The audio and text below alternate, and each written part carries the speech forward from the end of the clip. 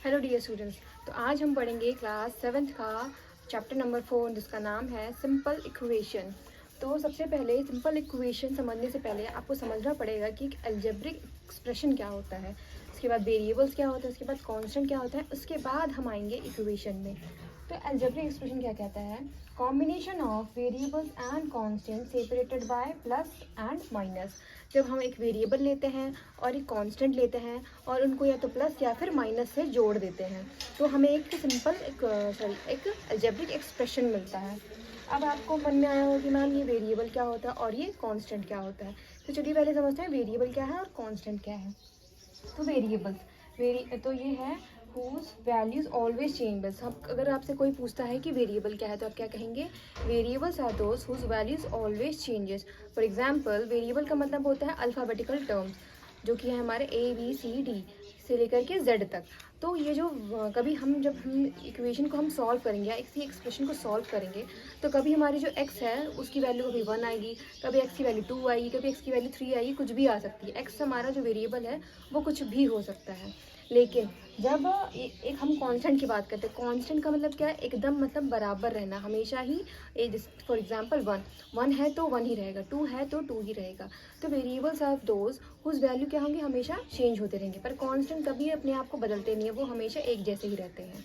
तो एक वेरिएबल को और एक कांस्टेंट को हमने क्या किया? जोड़ दिया। किससे जोड़ा? प्लस या माइनस के साइन से। तो हमें क्या मिला? एक अलजेब्रिक एक्सप्रेशन मिला। और इसी एक्सप्रेशन में अगर हम इक्वल्स टू का साइन लगा देंगे तो हमें क्या मिल जाएगा? तो हमें मिल जाएगा एक इक्वेशन। तो किसी भी अलजेब्रिक एक्सप्रेशन में अगर इक्वल टू को साइन लगाते हैं वो बन जाएगा हमारा इक्वेशन।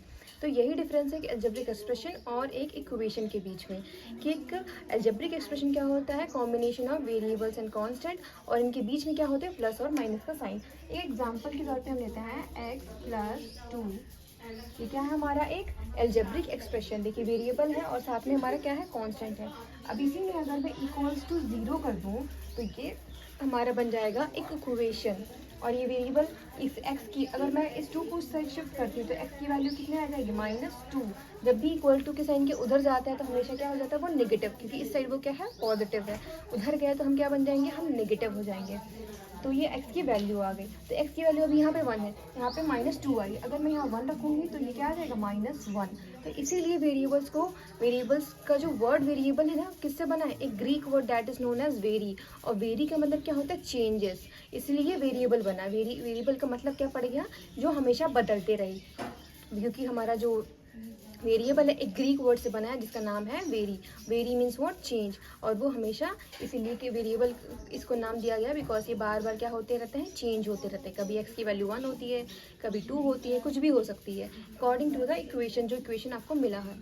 तो आई होप ये क्लियर हो गया होगा कि एक अलजेब्रिक एक्सप्रेशन क्या होता है, वेरिएबल क्या होता है, कॉन्स्टेंट क्या होता है और इक्वेशन क्या होता है। अगर आपसे किसी ने पूछा कि what is the difference between N algebraic expression and equation, तो आप कहेंगे इन एन अलजेब्रिक एक्सप्रेशन हमारे क्या होता है? इक्वल टू का साइन नहीं रहता है, and in equation equal to का साइन रहता है। चलिए आगे बढ़ते हैं अपने क्वेश्चन की तरफ। तो हमारा जो क्वेश्चन है, पहला क्वेश्चन फर्स्ट एक्सरसाइज का, कहता है check whether the value of the given in the bracket is the solution of the equation और नॉट। हमें क्या करना है? ये जो वैल्यू ब्रैकेट में दी हुई है that is n is to 1, इस इक्वेशन में पुट करना है। और अगर हमारा LHS बराबर RHS आता है तो ये क्या है? इसका सॉल्यूशन है। और अगर नहीं आता है तो ये इसका सॉल्यूशन नहीं है। तो चलिए इसको लिख करके देखते हैं। तो n इज क्या दिया है? 1। तो इस n हम क्या लिखेंगे? पहले लिखेंगे LHS। LHS को लिया। LHS क्या हमारा? ये हमारा जो लेफ्ट हैंड साइड होता है वो कहते हैं LHS, और जो राइट हैंड साइड होता है उसको कहते हैं RHS। तो LHS है दैट इज n+5। तो इस n की जगह पे क्या रखेंगे? लिखेंगे हम 1। तो हमें लिखेंगे putting the value of n is equals to 1। तो हम क्या करेंगे? यहाँ पे 1 रखेंगे। तो 1 प्लस होगा 5 दैट इज व्हाट? 6। लेकिन हमारे RHS में कितना है? 19। That means what? LHS is not equals to RHS।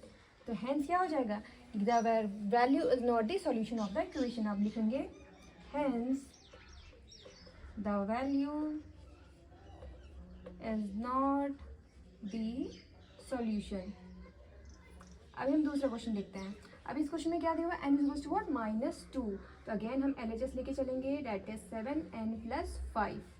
इसकी वैल्यू रखेंगे, यहाँ रखेंगे, अगेन लिखेंगे putting putting the value of n is equal to what -2, यहाँ रखा हमने -2 + 5।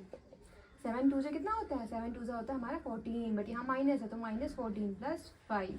अभी देखिए ये बहुत सिंपल कॉन्सेप्ट है, बच्चे इसमें बड़े कंफ्यूज होते हैं। जब आपका साइन सेम है, मतलब कि प्लस है और प्लस है, तो क्या होगा, प्लस होगा। अगेन माइनस है दोनों जगह साइन। जब हमारा साइन सेम रहता है तो हमेशा क्या होता है, प्लस होता है। जब हमारा साइन डिफरेंट होता है तो क्या होता है, minus. For example plus minus क्या होता है हमारा माइनस, और प्लस माइनस प्लस भी क्या होता है हमारा minus. But plus plus plus होता है, माइनस माइनस माइनस होता है। When the sign are same तो हमारा प्लस रहेगा, और जब हमारा साइन डिफरेंट है तो क्या रहेगा, माइनस। तो देखिए यहाँ क्या हो रहा है, डिफरेंट साइन है, दैट मीन्स क्या होगा, माइनस। तो 14 - 5 कितना होगा, 14 - 5 होगा हमारा 9। और इन दोनों में से बड़ा नंबर कौन है, बड़ा है हमारा 14। तो 14 पे जो साइन होगा वो साइन यहाँ लग जाएगा।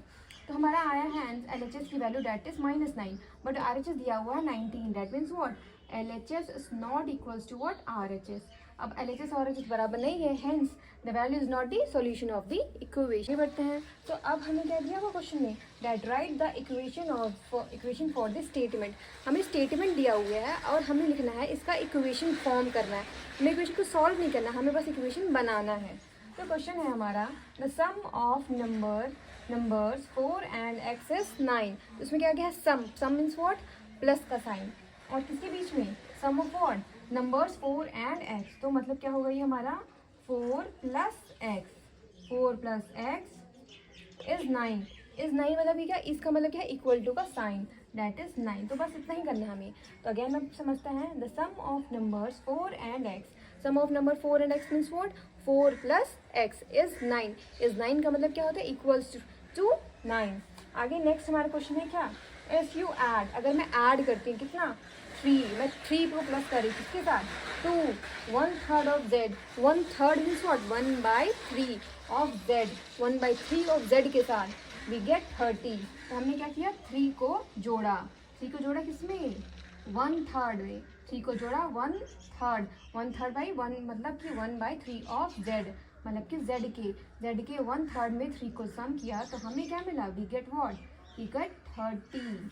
तो अगेन समझते हैं, ये थोड़ा सा कॉम्प्लिकेटेड है। तो ये तो बहुत ईजी था आपके लिए, ये थोड़ा सा कॉम्प्लिकेटेड होगी। क्या कह रहा है, इफ़ अगर हमने क्या किया, इफ़ वी ऐड, हमने किया ऐड कितना, +3 + व्हाट, 1/3 ऑफ z के 1/3 में 3 को ऐड किया तो हमें क्या मिला, 30 मिला। अगर इसी को भी आपको सॉल्व करना हो तब क्या करते हैं, तो आपको अगर इसमें आगे बोलता है कि find the value of x, form the equation, आगे जाके आपका आएगा form the equation and find the value of the variable. इसको आगे अगर सॉल्व करते तब क्या करते, इस 4 को उस साइड भेजते, यहाँ प्लस में है उधर गया का तो क्या होगा, माइनस में तोड़ना, यानी -4। तो 9 - 4 कितना हो गया, 5 हो गया।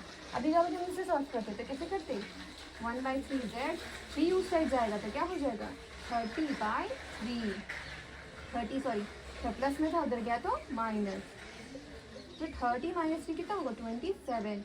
और यहाँ पे देखिए मल्टीप्लाई में उधर जाएगा तो क्या हो जाएगा, यहाँ सॉरी यहाँ डिवाइड में उधर जाएगा तो क्या होगा, मल्टीप्लाई, 27 × 3 हो जाएगा। तो z की वैल्यू कितनी आ जाएगी, 7 3 21, 6 और 2 8, 81 आ जाएगी z की वैल्यू।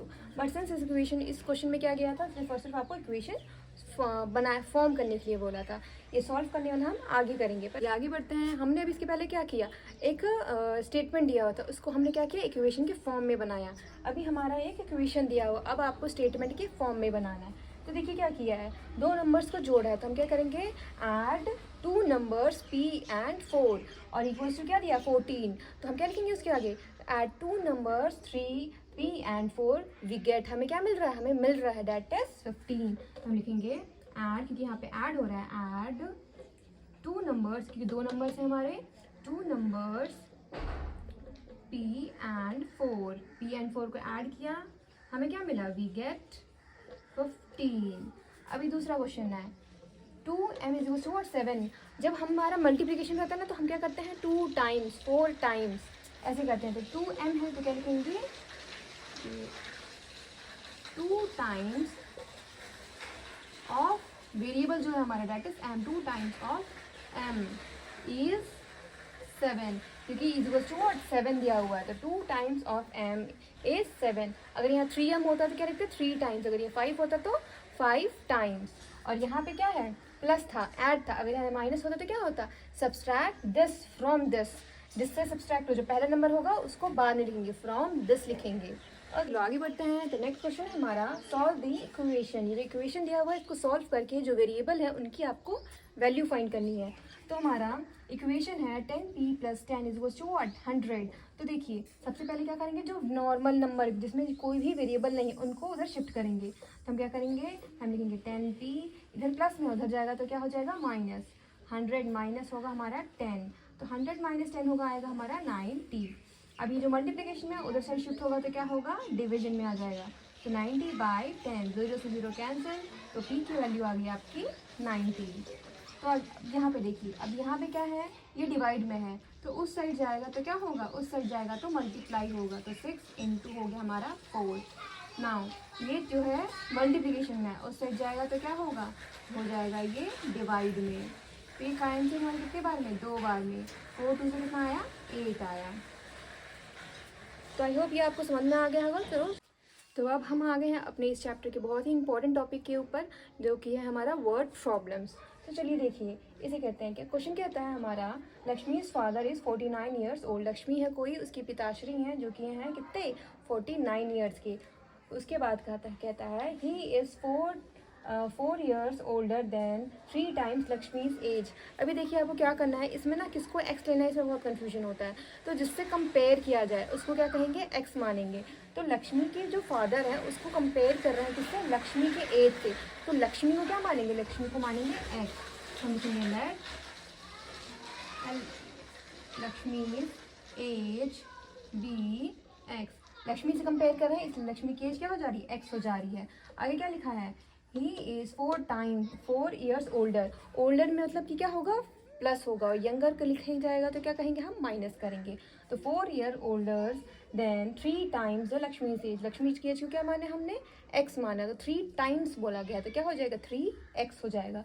अब हम स्टेटमेंट लिखेंगे that he is 4 years older than 3 times Lakshmi's age. तो हम लिखेंगे फिर अकॉर्डिंग टू क्वेश्चन 80Q, इसके अनुसार क्या है, लक्ष्मी जो है वो के पापा जो है 3 टाइम्स है, 3 टाइम्स, फिर क्या है 3 times and 4 years older. 4 years older is small plus 4, और उसकी एज कितनी है लक्ष्मी के फादर की, डेट इज 41। तो 3 times older, sorry he is 4 years older, 4 years older तो plus 4, 3 times Lakshmi's age, 3 times Lakshmi's age मतलब क्या, 3x, और 4 years older means what, plus 4, which is equals to what, 49, क्योंकि लक्ष्मी के फादर की एज कितनी है, 49। तो हमें इस क्वेश्चन में खाली बोला गया था इक्वेशन फॉर्म करना। अगर आपको बोला जाता कि इसमें लक्ष्मी की एज बताइए, आगे होता व्हाट इज़ लक्ष्मीज एज, तभी आपको इसको सॉल्व करना पड़ता। चलिए सॉल्व करके निकाल लेते हैं। तो यहाँ पे देखिए +4 है, उधर जाएगा तो क्या हो जाएगा माइनस, तो 49 माइनस क्या होगा 4, फिर 49 - 4 कितना आएगा हमारा 45। अब ये जो है इधर मल्टीप्लिकेशन में उधर गया तो क्या हो जाएगा डिवीजन में, डेट इज 45 अपॉन होगा 3, तो कितना आया, कैंसिल होकर आ गया 15। तो लक्ष्मी की एज कितनी है, 15 साल है। तो ऐसे ही अगर आपको ये वीडियो अच्छी लगी तो लाइक कमेंट और सब्सक्राइब करें, और आपको नेक्स्ट किस चैप्टर के लिए वीडियो चाहिए कमेंट बॉक्स में कमेंट करें। तब तक के लिए बाय बाय।